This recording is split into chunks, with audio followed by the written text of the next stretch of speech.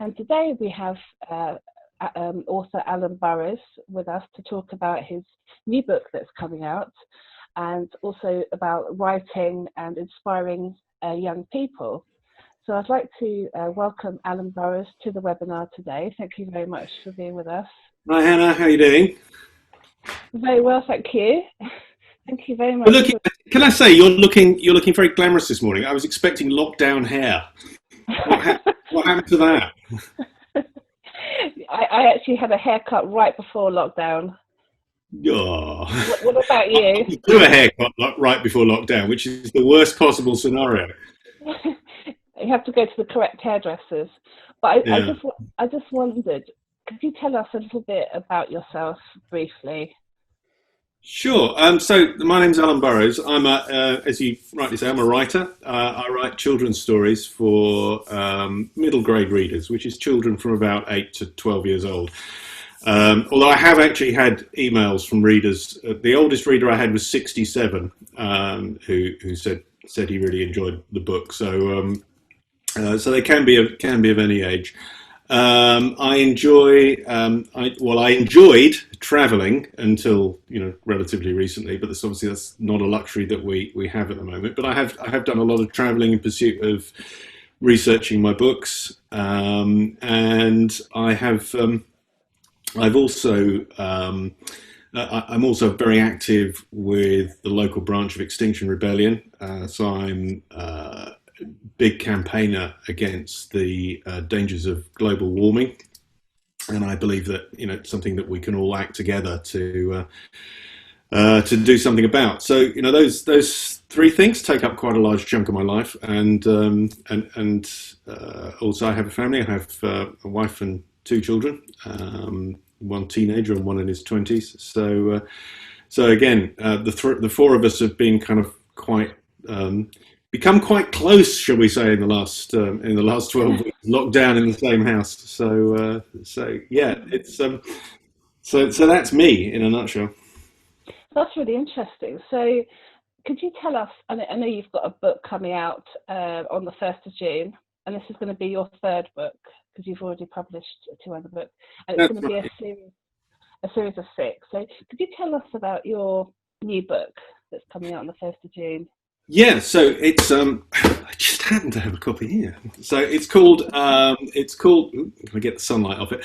It's called Starless and Black and the Case of the Perfect Girl, and it's a science fiction detective story. So it's set on another world, and it's about two teenagers who come together through very unusual circumstances. One of whom has been in a sleep pod for 100 years and accidentally got left there for 100 years and has woken up in a future he doesn't belong in. And the other one hunts rogue droids for a living, and they come together and they set up their own detective agency. So as you rightly say, it's part of a series of 6. First one is out tomorrow. So it's had some good reviews already. So yes, go buy it. Go buy several copies. Well, that's quite a big achievement to have, books published. What have been your main influences for maybe your life experiences that have made its way into your books? Wow. So I guess when I decided I wanted to write, I only ever really wanted to write the stories I loved reading myself, and the stories I loved most when I was growing up was anything to do with science fiction, fantasy, conspiracy theories, that sort of thing. So I remember when I was about I think I must have been about 10 years old, I went to the cinema with a friend and we saw I don't know if you remember a book called Chariots of the Gods by Eric von Daniken, which was it was all the rage at the time, and it was about the theory that ancient astronauts had landed on the Earth, an ancient alien species had landed on the Earth and influenced mankind. And it's all complete nonsense. It's been completely debunked since then. But 10-year-old me thought this was just the best thing ever. And I remember we sat in that cinema all day during the summer holidays, and we saw it about 4 times because you could do that in those days. The film just used to go round and round. So anything like that, anything to do with science fiction, fantasy, conspiracy theories, legends and mythology. I've read a lot recently about ancient flood myths. So I discovered that we all know the story of Noah and Noah's Ark, but that's common to about 500 different civilizations around the world. That flood myth, which is, when you start to look at it in the round, you think, well, there must be some truth in there. There must be some collective memory that people are putting together, and that kind of idea gives me the sort of prickles on the back of the neck that gives me story ideas. So that was a big influence. I also, when I was growing up, I was lucky enough to have family who lived in Africa, so I did get to go to Africa back in the 1970s when it wasn't really opened up for tourism, and I saw a lot of wildlife that is now very rare, and that, I think, gave me a real love of the natural world, and the beauty of the world, and I think that stayed with me. And apart from that, I also used to play drums in a rock and roll band. I did that for quite a long time. So anything that's kind of countercultural, cool rock and roll, stuff like that. So I think all of those things I try to bring together when I'm writing as well. So yeah, I think it sounds like your kind of experiences going to Africa maybe gave you a love of travel quite early on, and kind of got rid of any kind of fears that you had of exploring. So how did you start writing a book? Did you start when you were a child, or when you were traveling in Africa, or was it a bit later on in life that you started writing and you thought, actually, I'm quite good at this? It definitely wasn't while I was a child. I was an extraordinarily lazy child. I didn't work very hard at school. I didn't do very well in my exams, and I was one of those kids where your parents sort of always kind of poke you frustratedly, saying, "What do you want to be when you grow up?" Well, I've got no idea. I still don't know what I want to be when I grow up, but I think when I did grow up a little bit, my day job, the one that actually kind of pays the rent and buys the food, it does involve a lot of writing. So I've always done a job which involved communicating, and it's very sort of dry, commercial, business focused writing, but it's still about communicating with people. And I began to think, well, this is something I'd quite like to try. I'd like to try my hand at fiction. And when I thought about it, the only thing I really wanted to write were children's stories, not because I thought they would be easier, but actually in a lot of ways they're harder. Children's stories, children are very demanding readers. They're intellectually as demanding as adults. They want a story that is complete and whole, and that they can understand, and that carries a message for them. But clearly, they don't have the vocabulary or the life experience to understand everything that you might put in an adult novel. So you've got to be very careful about the way you construct it, and at the same time, completely not patronise your audience. So they can be quite tricky to write, and to write a good children's novel, and that's what I really enjoy about it. Yeah, I can see. I think I was sort of reading your first book, and I could see the way you've constructed the sentences and the way you're explaining things. That's I can see that you've really thought it out to the kind of target audience, and that's a huge skill. Could you tell us about writing on the tube?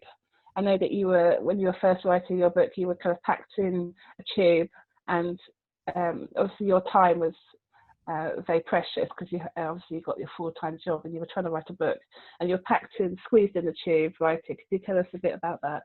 Well, I think that's something that most it's common to all writers. They'll all tell you that they kind of struggle at first to decide where they're going to write. And for me, at the time I started writing, I'd not long started my own business, so I was pretty busy at work. I had 2 young children, so it was pretty busy at home, and the closest I had to sort of quiet time in the day was going to work on the tube in the mornings, or coming home on the tube in the afternoon. So I learned how to write on the tube, which is, and I'll tell you, it's fine if you go on the overground train from Grange Park, where I live, to Finsbury Park. That train's very smooth. You can actually write quite well on that train. When you get on the tube network goes from side to side a lot, so the writing is kind of a bit more difficult. So I developed this technique of writing at stations. So you'd wait for the train to slow down, and you kind of quickly write a bit more. When it was at the station, you could get quite a lot done, and then when it took off again, you had to wait for the next station. So it was a rather strange writing technique, but it worked for me, and I got most of my first book done that way. And did people kind of peer into what you're writing and comment at all? The passengers next to you? Yeah, totally. Yeah, that was, Oh, and I used to kind of resent that. You kind of did to start with, you do the sort of like, you're not looking at my homework kind of thing. But after a while, I ended up in such strange conversations with people that, and I just used to let people read what I was doing, and and I met other writers that way, and I met people who were just kind of fascinated and just wanted to talk about what I was doing, and so many people. It's funny. So many people said, "Oh yeah, I really want to write a book myself." Everybody's kind of intrigued by the idea of writing a book, and it's like they say, everybody's got one in them somewhere. yeah, everyone's got a novel in them somewhere. It's just starting it and having the confidence, perhaps. And that's why, is that why you go into schools to give talks? I know that you do go into schools to, as an author, to give talks and inspire young people. Could you tell us a little bit about that? Yeah, well, I mean, it's a key part of being a children's writer. Is actually going to talk to the people who read your stories, and it's one of the parts of the job that I was most fearful of when I published the first book, and they said, "Oh, well, you've got to go and do some school visits because it's what children's writers do." And I thought, I've never spoken to more than 3 kids at a time, and now I've got the prospect of going and standing in front of 100 of them. So I spent a lot of time thinking about that before I did my first one, and when I did it, I realised it was the thing I loved doing most. It is absolutely the best part of the job, is going and talking to a room full of kids who've read the book, or who are interested in the same things, or who just want to ask you completely off the wall questions because they've never met a writer Yeah. before. Standard questions being things like, do you earn as much as J.K. Rowling? So, no, kid, I do not earn as much as J.K. Rowling. No, I don't think anybody earns as much as J.K. Rowling. But the stuff they come out with is amazing, and the ideas they have are totally leave me, continuously leave me gobsmacked about how kind of bright and inquisitive a lot of them are, and just the opportunity to interact. I feel like it's a huge privilege to go into schools. I mean, I talk to them a lot about travel. I'm very keen on travel, although I'm not that keen on air travel for various reasons. And so I've done a few journeys which involve, as much as possible, going overland, going on trains, going on various forms of transport, including dog sledges and what have you. And the kids love those stories, and so I talk to them a lot about that, and I talk to them a lot about the mythology and the legends that sit behind some of my stories. So yeah, that is absolutely the best part of what I get to do as an author. Yeah, I can imagine all the interesting questions that you get. When you're going into these schools, do you ever think about the lack of funding in schools, or when you see the children, and do you ever think, okay, some children don't read as much, maybe because their parents don't encourage them, because maybe there's more deprivation in some areas, and then other areas you see all the children are being nurtured into having a great love of books from a very early age? What do you think about that? It's very. I mean, I'm not an educationalist. I've not come from a background in education, so I'd not really been exposed to it before I went into schools. But it's very stark when you see it for the first time. And I've done school visits in a wide range of schools. From private schools in Hampstead, which are exactly what you would expect a private school in Hampstead to be like, where I probably sold more books than I've ever sold in my life, because all the kids wanted one. And I've done very remote schools in parts of Cornwall, at schools where they have never seen an author before. They've never had a writer go in to talk to them. They have a real scarcity of books in the library. And schools which are well run, and they're run by dedicated people, but you can see they're struggling with the fact that there's a lack of funding in the schools. There's real poverty in the area, and it's difficult if you're going in there, because one of the things you do at a school visit is sell books. And it's difficult because £5.99 is a lot of money in those schools, and it's kind of difficult to justify. So, you do try to give away as many books as you can to schools like that, so they've got copies in the library. And I try to balance out the school visits that I do, so I do get to visit schools like that. I'm very lucky to work with a number of local bookstores who organise school visits, and they're a real undervalued resource in the community bookstores, because they are the ones that organise school visits. They're the ones that make sure that kids get to meet an author, often when they haven't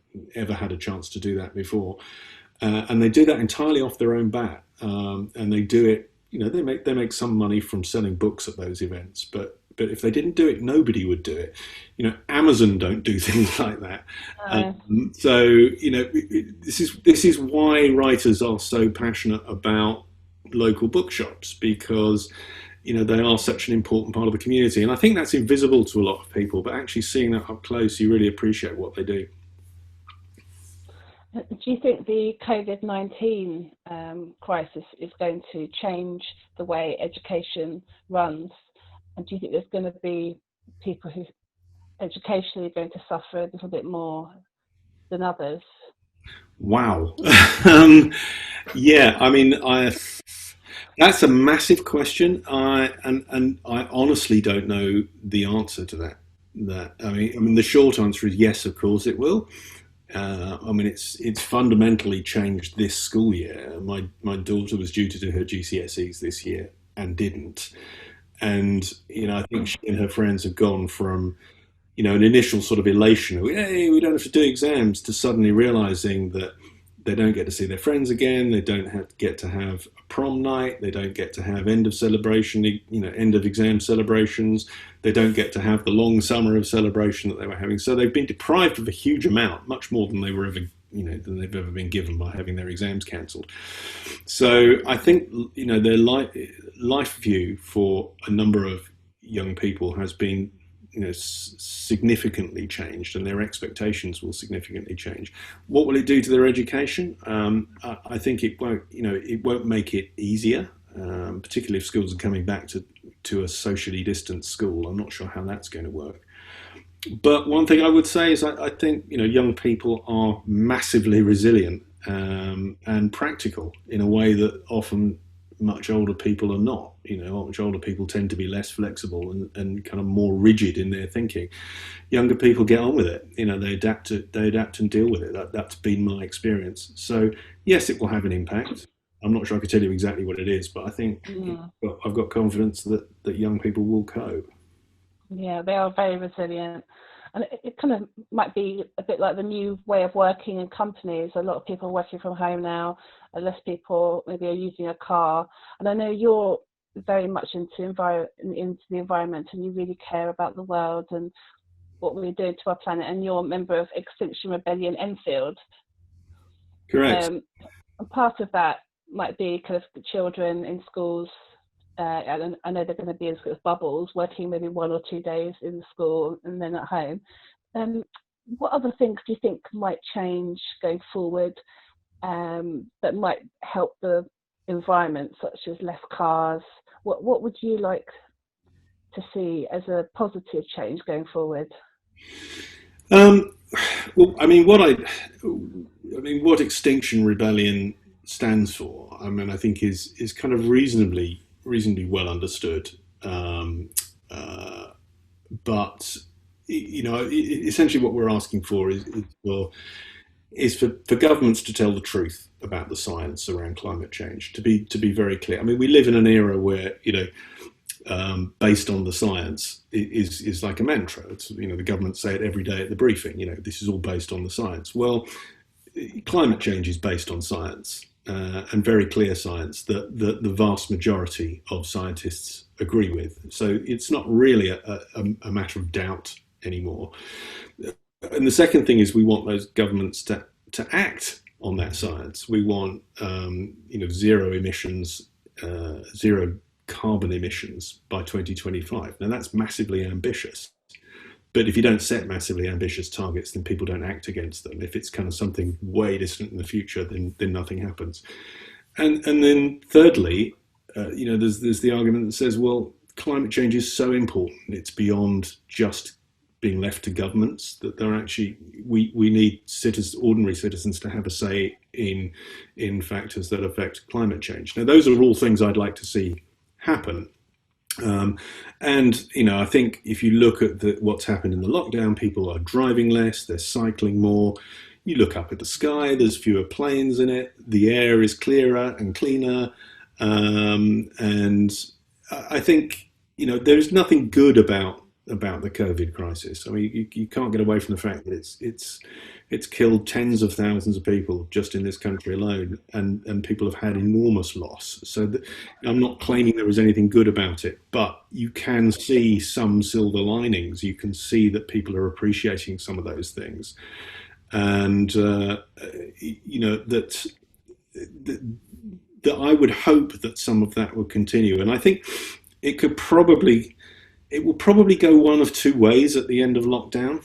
Either people will get back in touch with things that are really important to them, like the fact they haven't been able to hug their mum for 3 months, or they haven't been able to go out for a pizza with their mates, or little things that they didn't realise they missed until they missed them.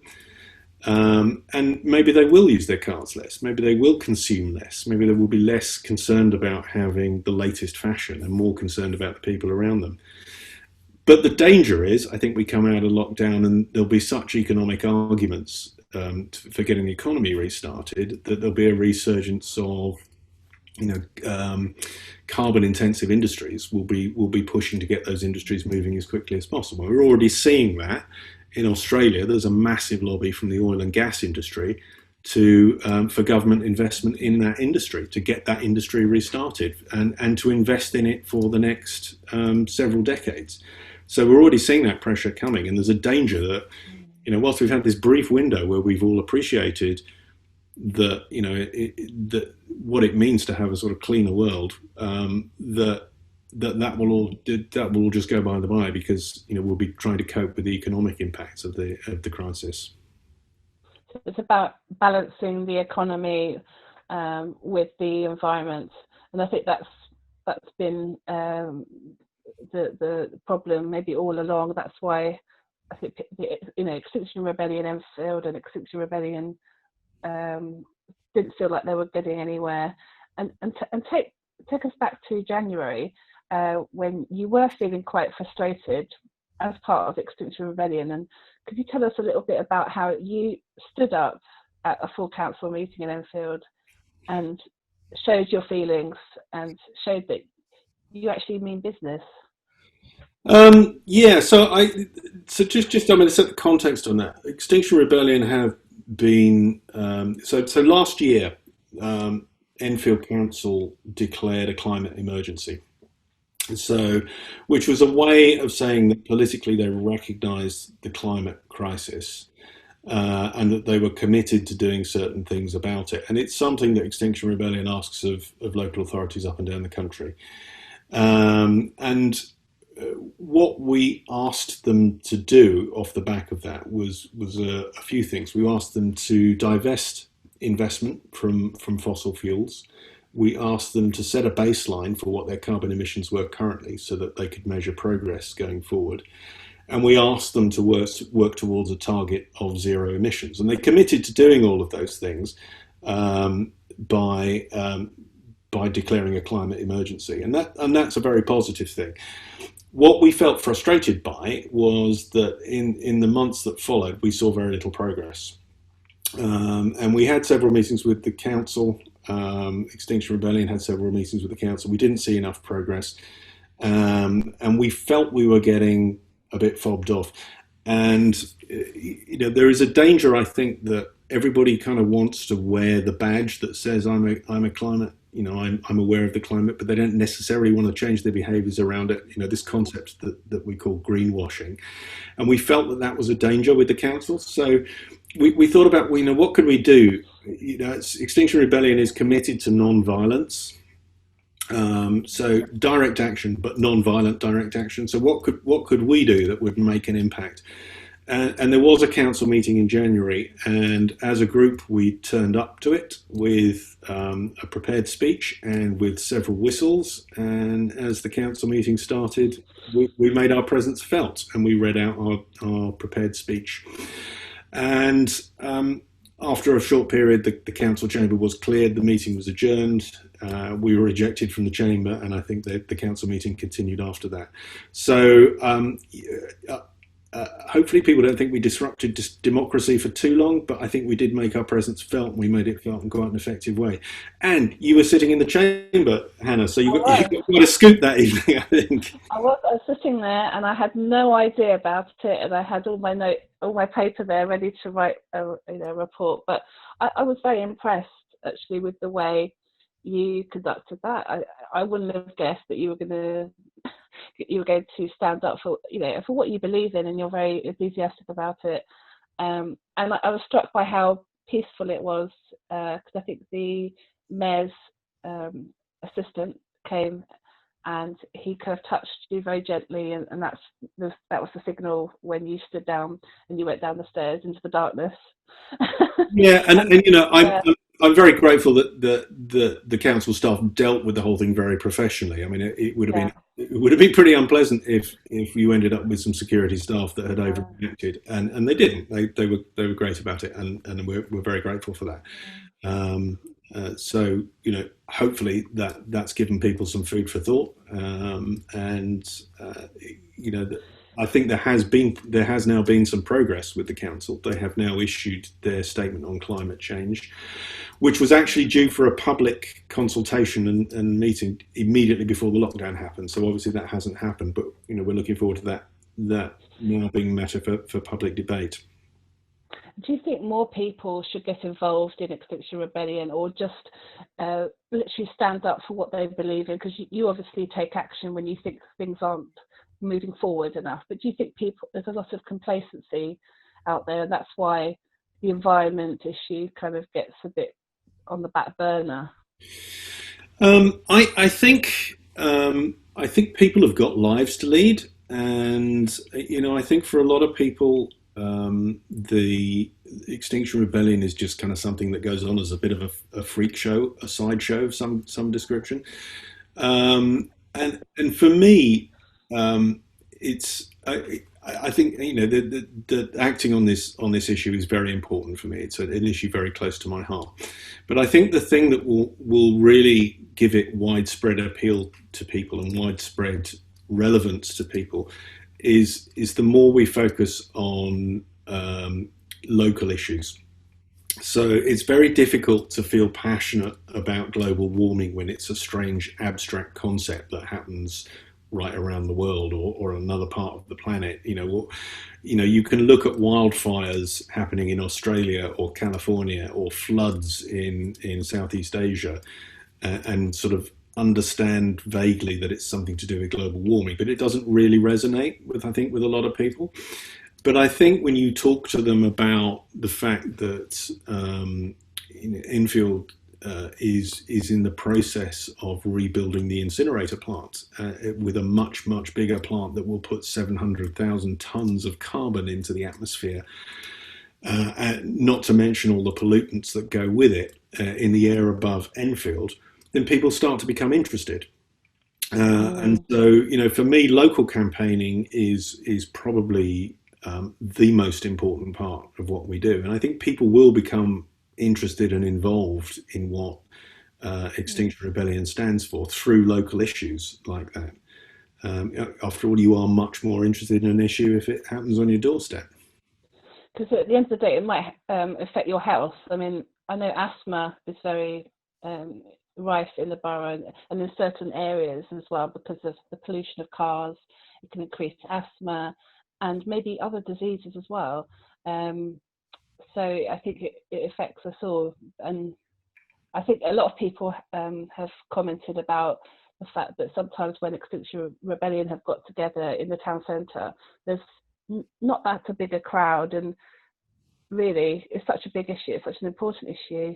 You'd expect a huge crowd and lots of passion on a Saturday morning, for example. And that, that's precisely why you have a stand in the middle of the town to try and spread that kind of message. I mean, last time we had a stand in Enfield town, we gave out a lot of leaflets talking about the incinerator, the planned redevelopment of the incinerator, and the overwhelming message that we had back from people who took a leaflet was, I knew nothing about this. I didn't know this was happening. And if you look at the history of the redevelopment of the incinerator plant, it's based on a 10-year-old business case. So the case for making this was done 10 years ago, before the current level of awareness around global warming or air pollution or any one of a number of things, or even waste recycling. That was where the baseline was set for this project.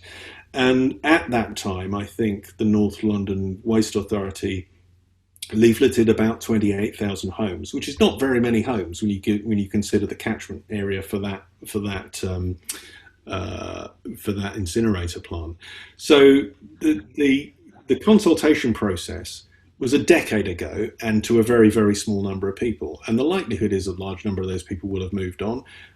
The vast majority of people we spoke to when we were last in Enfield town talking about this issue was, I knew nothing about this. And this is one of the this is a major infrastructure project, one of the largest incinerator plants in the country, being built right on our doorstep. And is it right that people don't know it's happening? People deserve to be better informed. Okay, well, it's been very interesting, and I think unfortunately we're coming to the end of the webinar now. But I have so many more questions to ask you. But if people want to get in touch with you about asking you questions about your book, or potential schools wanting author visits, if they would like you to come into their school, or if they'd like to get involved with the Extinction Rebellion, Enfield or elsewhere, how would they do that? How can they get in touch with you?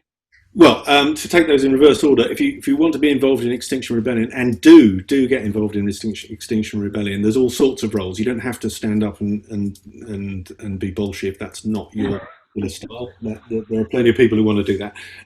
So there's plenty of roles for people who want to get involved in Extinction Rebellion. Go to the main Extinction Rebellion website. You'll find it very easily on Google, and then look up your local group. And if you live in Enfield, there is a group in Enfield. There's a group in Barnet. And they meet very regularly, so outside of the lockdown, of course. If you want to get hold of me, that's very easy too. I've got my own website. It's www.allanboroughs.com, and you can look on Facebook, I think, for the spelling of my name, and you'll find details on there about how to buy the books. You'll find details of how to contact me, and if you're a school librarian or a school teacher who wants to get an author involved, then give me a call. I'm very happy to come in and see you if I can, and if not, I can do a Zoom meeting or anything else that you would like to do. So love to do that. A new way of reaching out to people is digitally. And thank you very much, Allan, for taking part in this webinar. There's so many more questions I could ask you, and I could go on forever, but we've run out of time. And yeah, thank you. Well, great to see you, Hannah. Thanks very much. And you're looking much better in lockdown than I'm managing to look. So I don't know how you do that. Yeah, it hasn't really been a lockdown for me.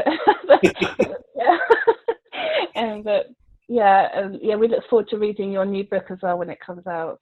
Thank you very much. Thank you, Allan, and we'll end this webinar now. Thank you. Bye-bye.